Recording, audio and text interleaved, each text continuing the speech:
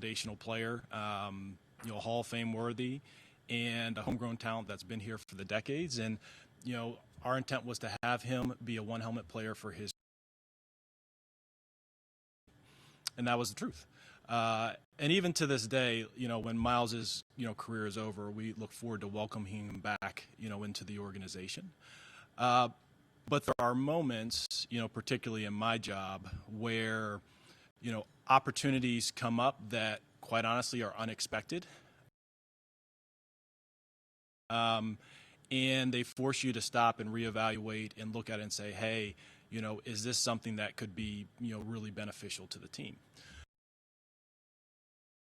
And that was the case in this instance where, it got to a certain point where we looked at, what the trade details were, and we asked ourselves, okay, do we hold here, regardless of, how, of how emotionally right it felt, or do we ultimately make a decision that we think has a huge benefit, to the team in both the short, and long term. I'd always told myself that if, we were ever in a position where we were going to trade Miles, three things would have to be true. Number one, it would have to have short and long-term benefits. Number two, as part of the trade, a young, cost-controlled star at a premium position would have to be included.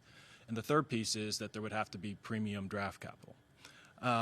And there's a very small set of, deals that really satisfy those constraints. So when it got to the point with our negotiations with the Rams, when, all those things were satisfied, it really, caused us to take a step back and think about, really think about the decision. Jared Verse, he's obviously a huge part of this return for us. Jared, football player, former Defensive Rookie of the Year, two-time original ballot Pro Bowler. He's a perfect return for us. Jared, football player, former Defensive Rookie of the Year, two-time original ballot Pro Bowler. He's a perfect DNA match for our attacking front. He's really a terror in both phases, both as a run defender and a pass rusher. And we are really, really excited to add him to our team. He allows us to continue to play defense as a high level, which has been our standard over the past several seasons.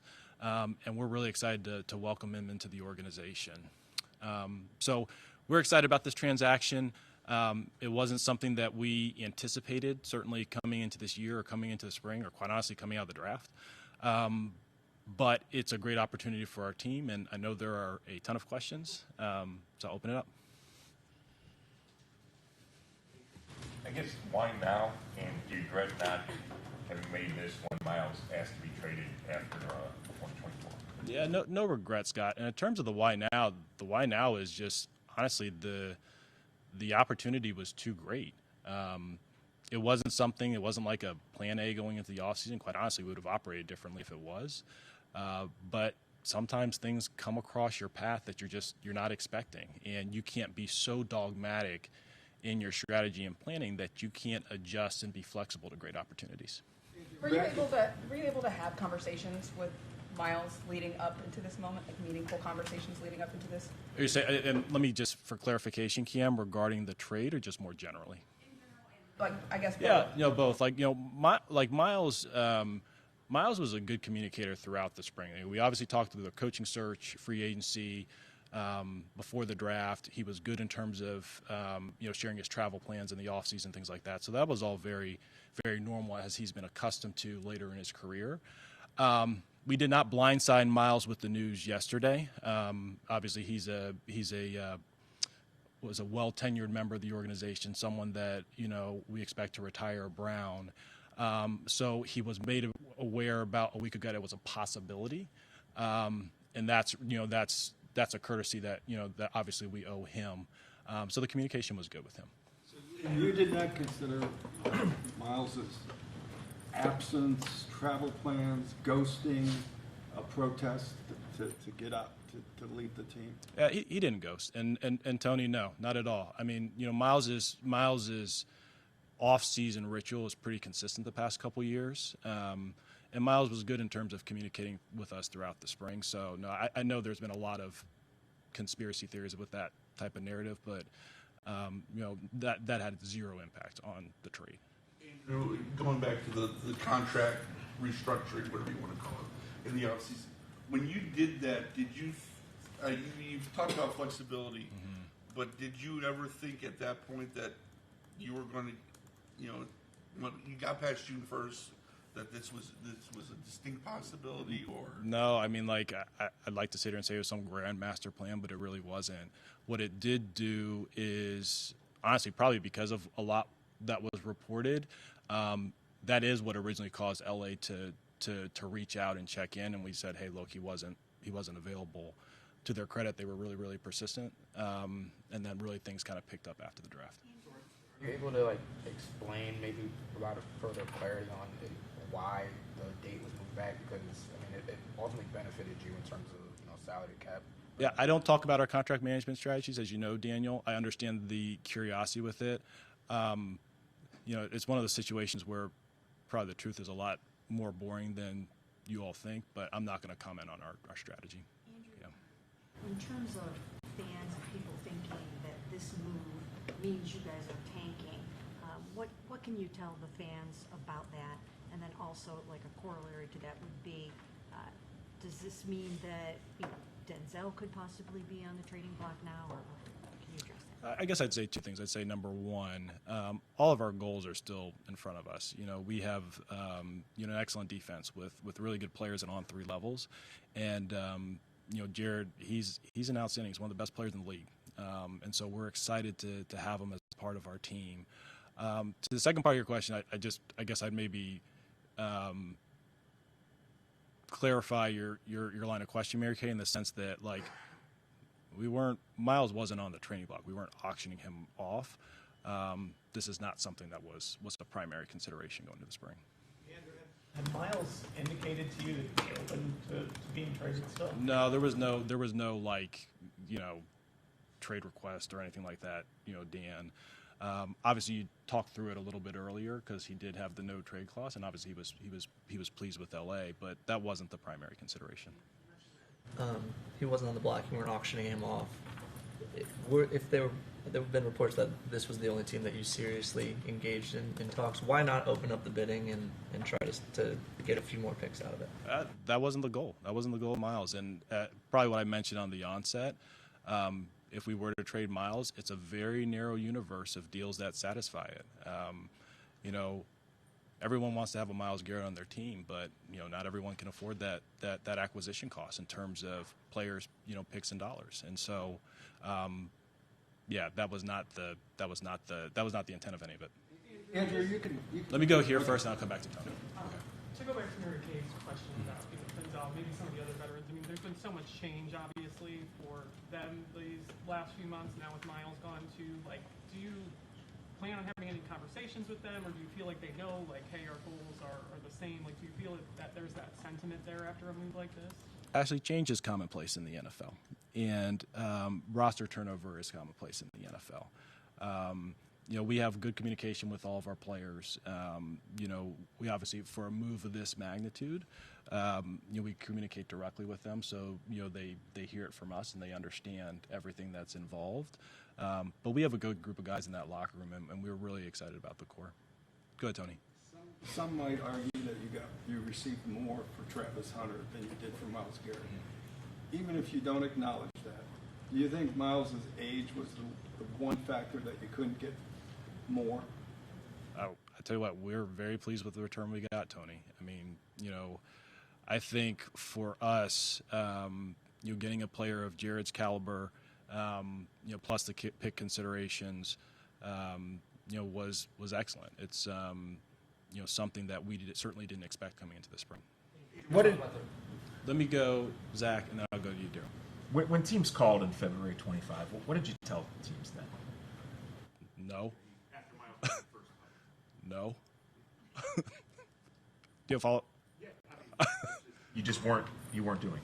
Yeah, I was like, we're not interested in trading Miles. Look at where the Rams are in their, I guess, expectations, if you will. A lot of people, say that those picks aren't as good because they're likely going to be in the back end of the rounds, and therefore it wasn't enough, even with, Jared. Just what would you say to that? The first, the second, and the third likely could very well end up in the back end of those rounds. Yeah, I think that I'd say a couple things to that, Daryl. I'd say number one, the combination of picks and players is we think is excellent. We're really pleased with it, short and long term. I'd say the second piece of that in terms of us today on June 2nd, assuming where we know those picks, we all probably have to have a little bit of humility because we just don't know how the season's going to unfold. And probably the third part is, realistically, any team that is making a move for a player of Miles's caliber, they feel like they're in their window, or they are in their window. There's unlikely to be a deal out there where you're getting a expected top 5 pick out of it. Which is why the volume of picks and particularly the inclusion of Jared was incredibly important. You said that you didn't have this on your bingo card, so I'm just wondering, is there a moment you can pinpoint where it went from being this is never going to happen to, this is seeming like it is? The inclusion of Jared in the deal. Yeah. Let me go, Fred, and I'll come back to you, Tony. Andrew, I know quarterback's always a topic, but you look at Miles, obviously his biggest asset. You see any way, get the first pick, how that can help you ultimately solve the quarterback issue. Yeah, I understand and respect the question. We're way too premature to figure out how we're going to deploy that asset. We've got an entire season to play. We've got a group of players that we're really excited to see this fall, and we'll deal with 2027 and 2027. That, one of the reasons maybe to delay a little bit to see if you could use that as a chip to get yourself in position.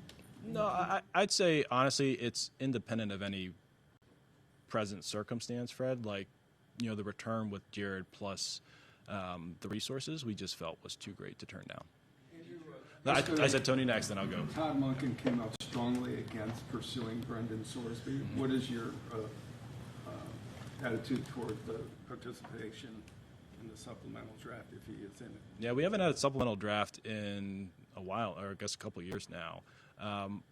No different than we do every year. We'll do the work on all the prospects, and then we'll make the appropriate decision for the organization. Andrew, let me go to Spencer, and I'll come back to you, Mary Kay. You mentioned that you obviously have a season to play. How do you kind of square with, I guess, most of the fan base who see this trade and maybe feel like it's a concession of 2026 and maybe setting Todd Monken up for failure and all that, and just kind of looking more towards the future? Yeah, Spencer, I think I understand the emotional reaction of Miles. Look, we've known him since he's 21 years old, coming out of Texas A&M. We've seen him grow up here and everything like that, and he's accomplished really great things for us on the field.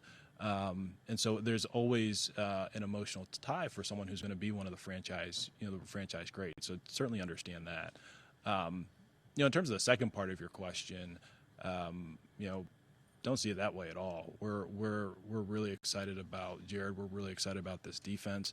I know Monk's really excited about bringing Jared into the organization. But everything's still right in front of us in terms of that regard. Yeah, go ahead, Daniel. I think that you could have gotten a similar return for Miles last year, correct? I don't know, John. We didn't shop him. I'll just ask, do you think the messaging and maybe your actions have been maybe a little bit inconsistent when you talk about adding talent and still wanting to be competitive, and then going away and trading the best player arguably in the NFL? Do you think your messaging and maybe your actions have been a little bit incongruous over the past 2 years? I'd say this. Look, I didn't expect to be up here talking about a Myles Garrett trade, Daniel. This is not my favorite thing to do because, like I said, I didn't have it on the bingo card, and I realize how strong I've been with Myles. But the reality is, when you have an opportunity to do something that has strong both short and long-term benefits, like we have to be flexible with it. So we're real excited from a team perspective. Two questions. Let me go back and I'll come back to you. Yeah. Two-part questions. One, I know all trades are tough. Where does this rank in all the moves you've made in terms of emotional tie? I don't know that I could rank them. Obviously, like, it's tough because it's Miles and I've known him for so long. But the benefit of that is, look, Miles will be a part of, many of our lives beyond his playing career. It's maybe more of a see you later as opposed to a goodbye, to sound maybe a little bit corny. So like that part is tough. But they're all tough because these are human beings. They're not commodities. And their lives change. Value of moving him post June 1st now versus, let's say, a couple weeks where a package from one team and now potentially shop around? Is it just packaged too good to see what other organization could offer? I guess I don't quite understand the question. You're saying do you mind repeating it so I can try and get it right? So I understand moving June 1st, the money. But if you weren't willing to shop him around, could you have potentially looked later down the road in the summer? Like, why now, yesterday, versus maybe in 2 weeks when, in theory, you could potentially shop him around to get a better offer versus what the Rams gave? So I think it goes back to two things that I said previously. We weren't shopping him around.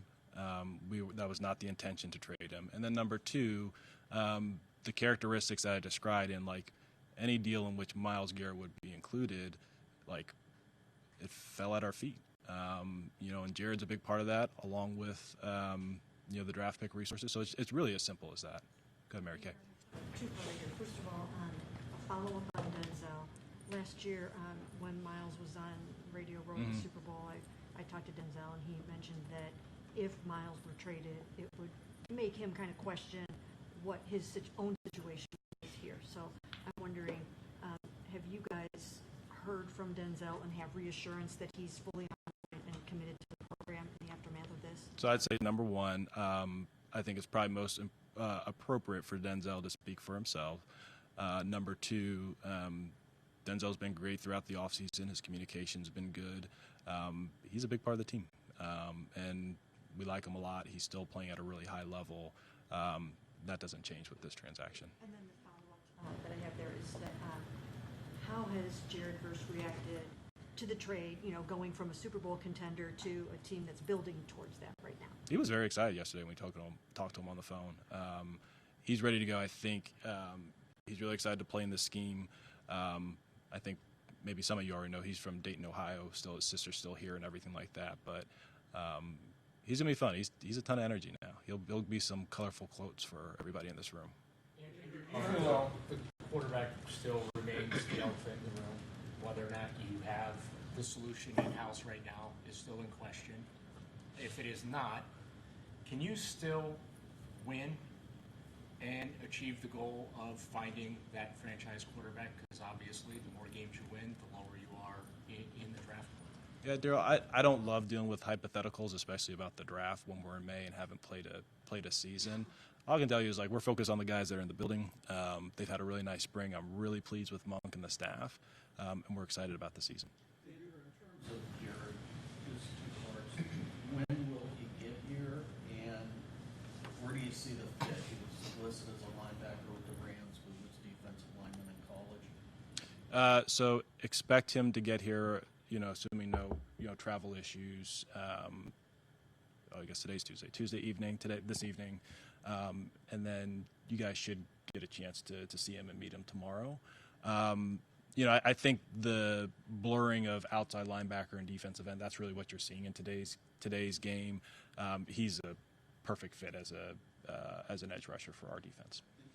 Do you feel you're thin depth-wise at defensive end?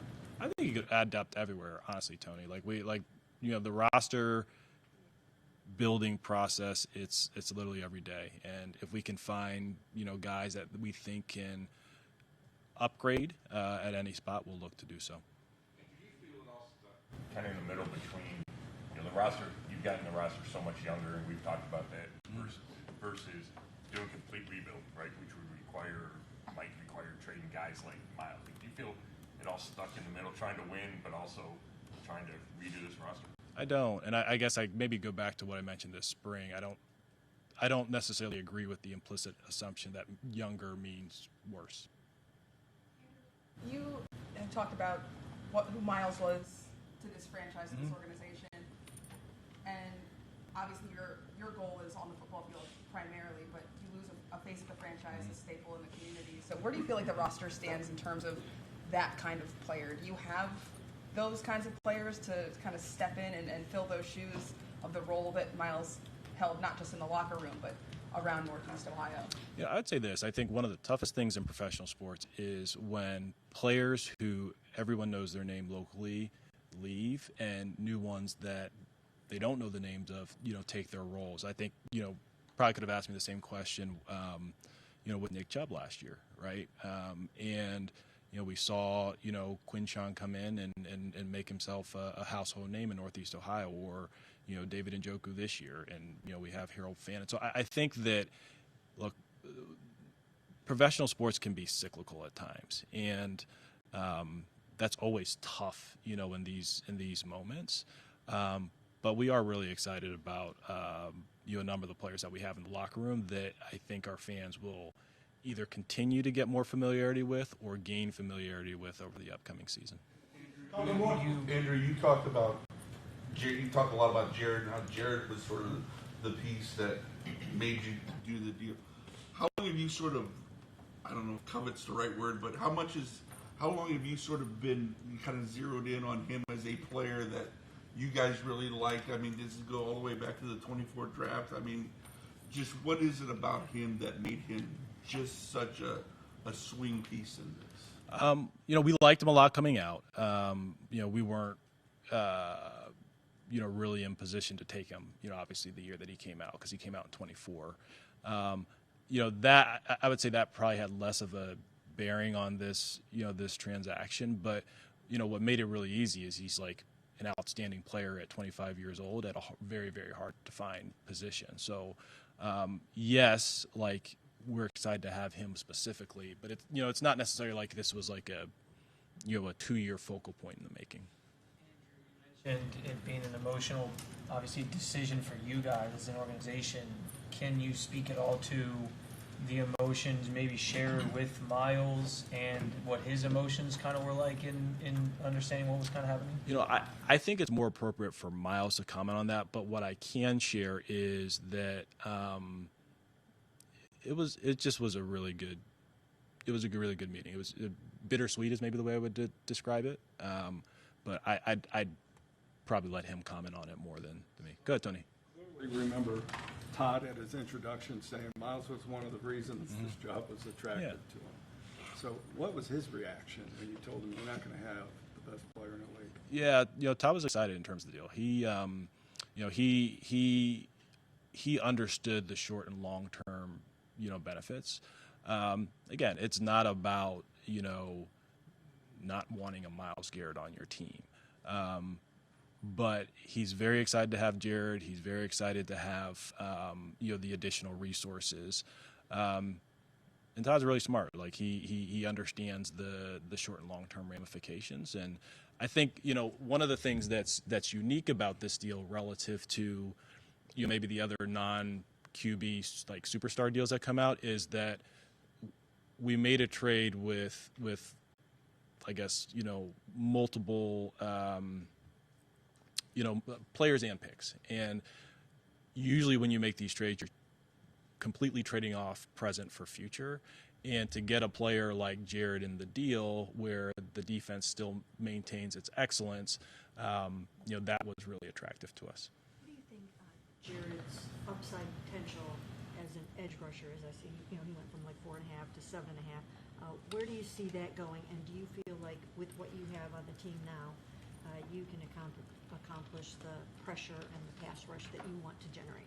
Absolutely. I wouldn't sit here and put a cap on any player's ceiling. I just know the list of players that have been Defensive Rookie of the Year and original ballot Pro Bowlers in their first 2 seasons is very small. been more of a pressures guy than a sacks guy so far in his career. What is your philosophy on the relationship between those two statistical categories? Yeah, I'd comment less on that and just say this is a guy who really gets after the quarterback really well. Good. All right. Thank you. Thank you.